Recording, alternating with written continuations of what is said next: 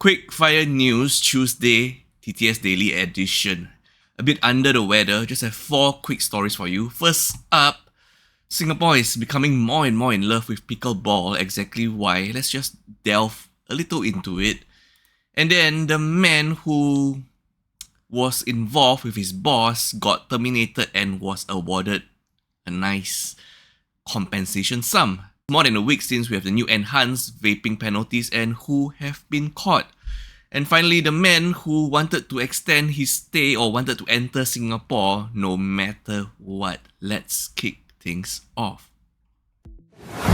Alright, seems that pickleball is all the rage in Singapore this year. I've covered a story before where some neighbours are complaining that their neighbours are playing pickleball at the downstairs. Pickleball caught every day from day to night until there were complaints about noise pollution.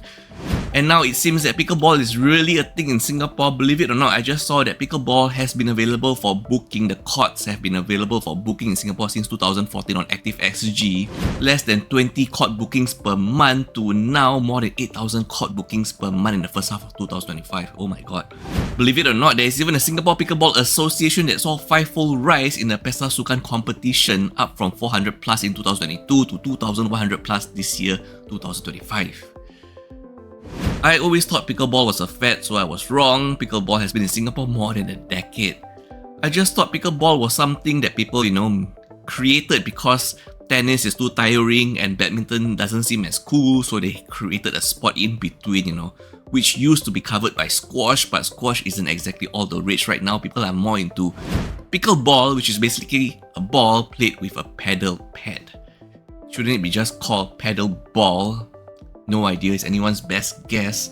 And people are now complaining that because of the high demand of pickleball courts, most of them aren't able to play as much as the past. Some are complaining that they have to ballot 3-4 times a week only just to be able to get one court booking, only being able to play 2 hours a week, which is insufficient for them. So now, believe it or not, there are some companies and even association planning to convert more spaces into pickleball courts, and let's see if demand can really keep up with this heat. Looks like I really have to learn pickleball soon to really understand the hype. Anyone? This is why workplace dating is a no-no, okay? Enters Mr. A. Mr. A begins dating Miss B. Miss B then invites Mr. A to come and live with her and a kid. And also further to that, Miss B also hires Mr. A. And Mr. A signs an employment agreement that has a minimum 12 months employment term. Take note of this, it's gonna be important. Okay, so some months Mr. A got the full basic salary, some months he received around half, there was even a month that he received no basic salary paid, and then allegedly Miss B emailed Mr. A telling him that, hey, your basic salary is going to be reduced because your job scope is going to be much lesser, but he didn't exactly reply to this alleged email or notification. And then their relationship also ended somewhere around there. At January 2023. At around this period, Mr. A actually got injured after an argument with Miss B where that led to 14 days hospitalization leave. What happened to Mr. A? Oh dear.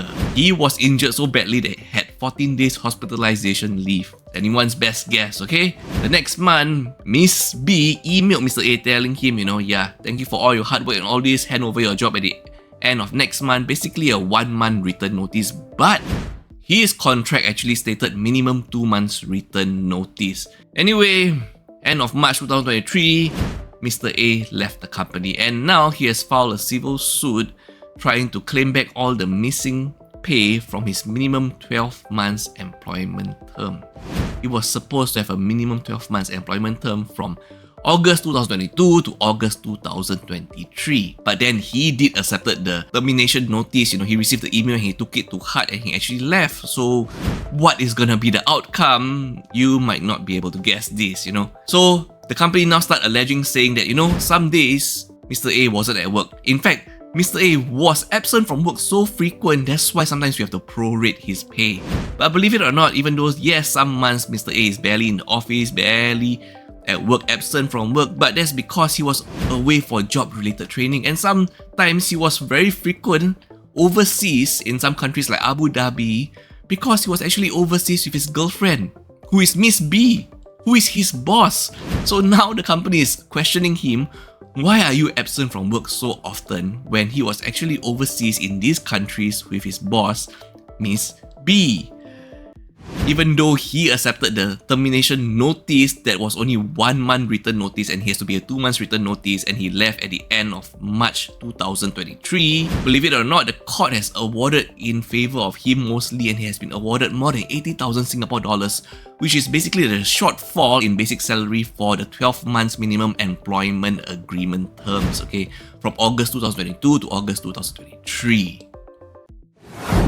Quick update on the harsher vaping penalties in Singapore post 1 week update. There are now 232 people who were caught for e-vaporizers and related offences between September 1st and September 7, and 14 of those were in possession of K-pots, with many more test results pending. And kudos to Singapore, they actually step up in enforcement, doubling frontline officers to over 5,000 across the government. You can't complain at all, harsher vaping penalties and doubling the enforcement. Kudos. Imagine just landing in Changi Airport and not even being able to visit Changi Jewel. This is your last story of the day, follow us for more. So Mr. Zheng Li Xiao, 38 years old, just arrived in Changi Airport Terminal 4 on the morning of 16 August 2025.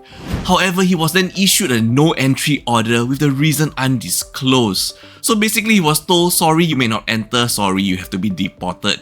He refused to cooperate and had to be restrained, okay? At 11 AM, 4 ICA officers had to escort him in a wheelchair.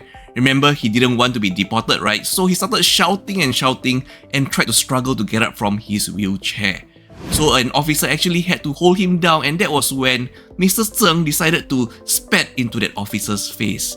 Well, guess what? Mr. Zheng finally did get to stay in Singapore because he has been remanded in custody since that day. And now, on September 4th, 2025, Mr. Zheng pleaded guilty to 1 count of assaulting a public servant and 1 count of violating the Public Order and Nuisance Act. Mr. Zheng has now been sentenced to 8 weeks imprisonment.